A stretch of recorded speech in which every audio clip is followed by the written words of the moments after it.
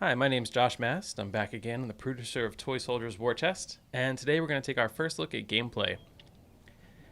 So Toy Soldiers War Chest at its heart is a strategy game, a tower defense game, and we're playing as Kaiser, defending our toy box from the attacking Starbright army. The job of the Starbright army is to march across this bridge and attack our base, so our job is to defend that, and we're going to build some turrets as defenses to fend them off. Just like in the previous Toy Soldiers games and other tower defense games you may have played, the core of the strategy is by placing and upgrading these turrets to fight off the attackers. Now in Toy Soldiers, the AI can control the turrets for you and you can play the game more strategically, but where the game gets really fun is being able to take direct control of the turrets and jump right into the action. By taking direct control of the turrets and shooting at the enemies ourselves, we're doing a lot of fun things, so it's of course more fun to play that way, we think.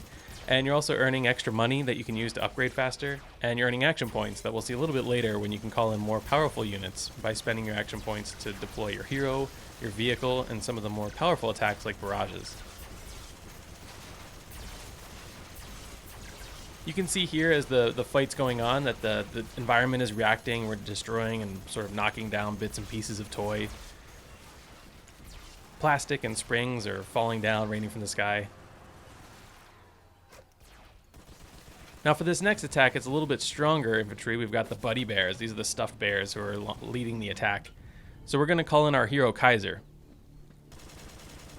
Kaiser will look familiar for any of you who have played the first Toy Soldiers game. We're bringing him back, and he's got a more powerful army with him this time, and he's got a lot of upgrades. So this time around, players will be able to collect, customize, and upgrade the weapons and loadout that they'll bring with them into battle.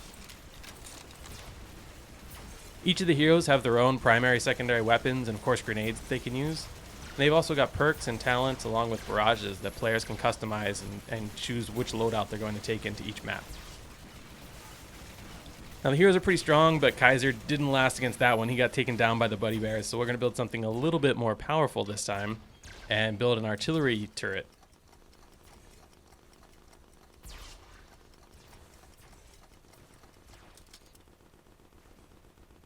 Now we saw the environment being knocked down earlier. We took it a little bit further with Toy Soldiers War Chest, and we made the environment able to be destroyed so that it changes the way the map plays. So what we're going to show and take a look at here is being able to use this artillery turret to destroy this bridge so that enemies can no longer walk straight into our base. So by knocking out that bridge, the enemy units are now going to have to find a different way into the base, and they're going to have to path around here and take this side path and attack us from a different part. So this is cool because now players can change the way the map plays, and they can decide if they want to create choke points in different places and how they want to try to create barriers and entry points for enemy units to get into and attack their base. So now that we've got enemies coming in a different way, we need to set up some more defenses. We'll build another turret over here, and you can see for the first time we've got some armored units coming down behind these pixies, these armored unicorns.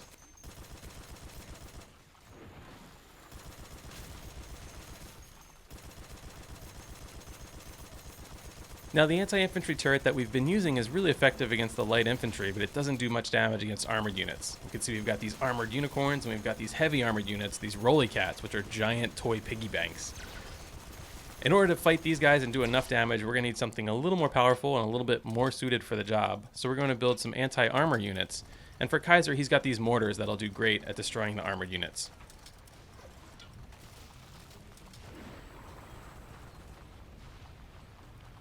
We saw earlier with the artillery the ability to take direct control of the bullets after they're fired. It's something we called shell cam.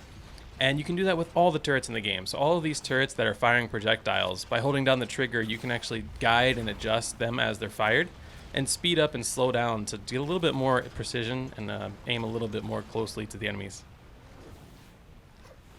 Now the mortars will do a good job against dealing with these, but we're going to use our action points that we've gained to call in something a little more powerful, which is Kaiser's tank.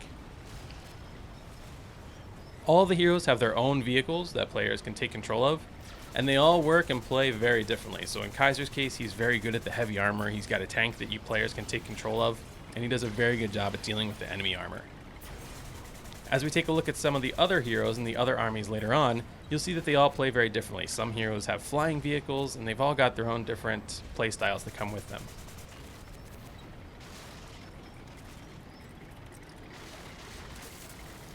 Now Kaiser's tank did a good job at dealing with the armored units, but if we look at our wave list, we can see we've got aerial units coming next. So we're going to need to build some anti-air defense to deal with it. And Kaiser's got a flak cannon that'll work really well. So we'll place a few flak cannons around the map and we'll do some upgrades to get ready for it. We've got a flock of Pegasus attacking us, and they're supported by some fairies that are going to fly around and heal the units as they pass them on the battlefield. Now, just like the mortar, we've got that shell cam to let players take control of and guide the missile once it's been fired. And like the rest of the turrets, players can also choose to play more strategically. If you're not great or you don't have a lot of fun shooting the flak cannon, you can choose to stay in the tank or in a different turret and deal with some of the other enemies and let the AI take control of your anti-air turrets.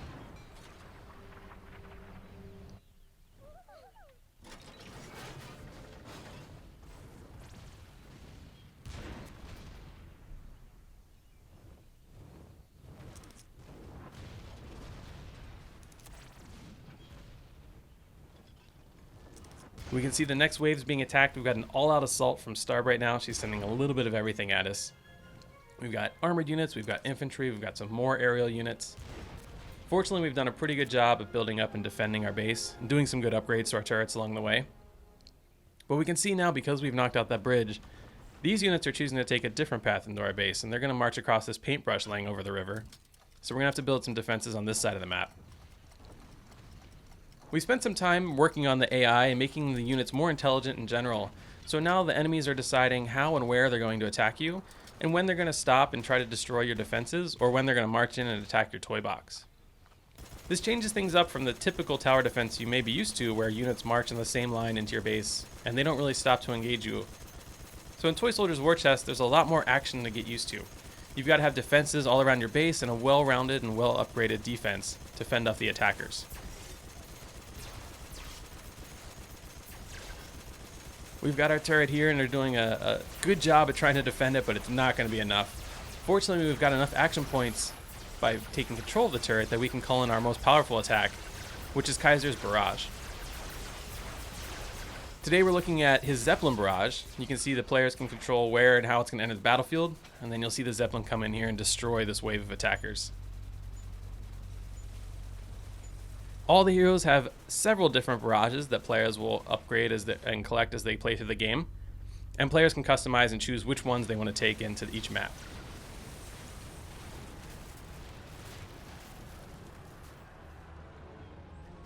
Here we've got Starbright's final all-out assault. This is her boss unit, the Cloud Castle. This Cloud Castle is going to fly all the way across the battlefield and try to destroy our toy box, and on its way it's going to unleash these smaller rainbow castles that are dropping these glitter nukes across the battlefield, adding a little color and destroying most of our defenses in the process. And that's our first look at gameplay for Toy Soldiers War Chest, coming in early 2015 on the PlayStation 4, Xbox One, and PC. Till next time.